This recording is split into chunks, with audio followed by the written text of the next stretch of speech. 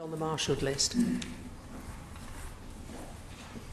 My Lords, I rise to speak to Amendment number 113, standing in my name on the order paper. Now, I have previously tabled amendments on land in this bill, and now I turn to the sea, which probably befits somebody whose territorial designation is Galston-on-Sea in the county of Norfolk.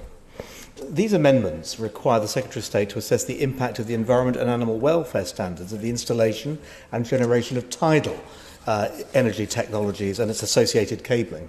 And when we consider tidal energy, I'm not just thinking about the fish, important though they are, where in the tidal races the machines can mash the flesh, but I'm also thinking about the seabirds and the rest of the marine flora and fauna.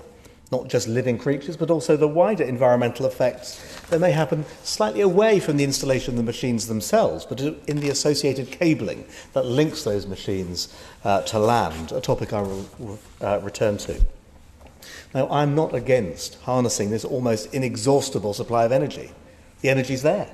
It's year-round, it's predictable and reliable. It deserves to be won, and it should be won. But I'm not starry-eyed about the practicality of building machines that can survive in the most hostile environment, pounded by the seas and eaten away by saltwater corrosion. I'm involved in the liquid fertiliser business, so I know more than most how hard it is to reliably engineer things in these tough, salt-aggressive environments. It's hard to engineer reliability in these unforgiving places, but that doesn't mean we shouldn't try. Now, we know that tidal generation is best located where the water flows most fast, where it's choked through the channels, and so the speed naturally increases so the machines can operate most effectively. And last November, I visited Saint-Malo and saw for myself the world's first tidal barrage power station, opened in 1966, nearly 60 years old. It was a really impressive spectacle. It's cheap energy, but it hasn't come at a cost. And Thomas Adcock, the Associate Professor in the Department of Engineering Science at the Oxford University, says there has been a major environmental impact on the Rance estuary as part of the tidal station, saying this would make it very difficult to get permission to do such a barrage again.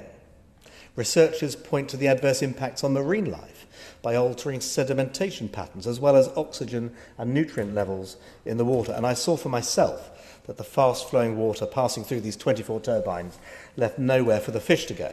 Not just fish, but sand eels and plaice have disappeared, whilst the silting has reduced the number of variations of other fauna. Sand eels, now there's one. Sand eels are the subject of the very first post-Brexit EU fishing trade spat. And, of course, they are the preferred diet of British seabirds. So it's important, this is an important matter, and it's in the public interest that it's all taken into account so mitigations can be put in place. So my amendments will require GB Energy to take into account a number of factors and to continuously monitor them when assessing energy proposals. For example, the cumulative impacts of the installations when considered on the predicted impacts of other projects in the area. Any transboundary impacts where activities in one country may be impacted like commercial fishing activities. We've seen that. And any interrelationships where impacts on one receptor, like noise, can have a knock-on effect on another to disturb species. And in particular, subsea noise, which my noble friend has previously mentioned, the physical processes like sedimentation flow that we saw in France, and the updated navigational risk assessment, possibly deflecting some vessels into the paths of other sensitive zones. And for offshore tidal proposals, perhaps with tethered devices, we must have regard to the cables that will transfer the energy to the coast. And coming from Norfolk, I take particular interest in the Cromer Shoal Chalk Beds Marine Conservation Zone, the MCZ. It's one of 91 such protection zones established by the last government by an organisation lately chaired by my noble friend Lord Banner.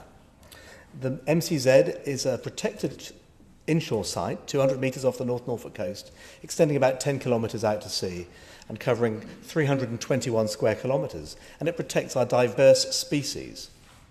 It's predominantly sandy, but the chalk beds provide a stable surface for seaweeds and static animals to settle and grow, and they are home to the Cromer crab, one of the important exports from our county, and it's an important source of economic activity too.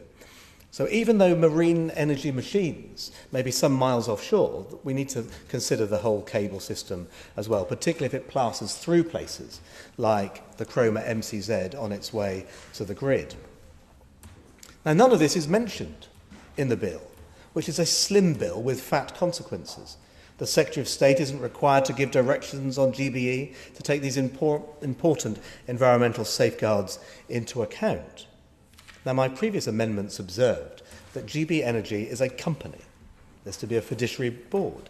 It's established under the Companies Act 2006 to promote its private self-interest. So unless constrained, we shouldn't be surprised if GB Energy will act in its private interests, not the country's interests. If they are following purely commercial principles, why should they need to take into account the marine environment unless they are directed to? This amendment requires the Secretary of State to provide such directions. Now, I expect the Minister to say, well, this is all very well, but it's not really necessary. But, my Lords, we must learn lessons from the water bill, which has flowed through this House. As an example, what to do when you have a private company established for public purposes, yet it strays from the path. I don't want a repeat of that. Success does not look like now having successive legislation later on to cure the unintended consequences of GB Energy getting carried away because they act in the private interest, not the public one. So let's put in the protections now. On the face of the bill, the amendment provides a simple safeguard, along with those proposed by my noble friend Lord Garville, so that the Secretary of State is directed to ensure that sensible precautions are taken to protect our fisheries, seabirds and other flora and fauna in the whole end-to-end tidal generation system from the coast all the way to the grid. I'm not trying to block tidal power. I'm certainly not seeking to add cost or complexity, still less to fettered directions or provide excessive control. My concern is to make sure that this private body, established for public purpose, acts in the wider public interest, not just its self-interest, as to its environmental responsibility, and sets an example to others. My Lords.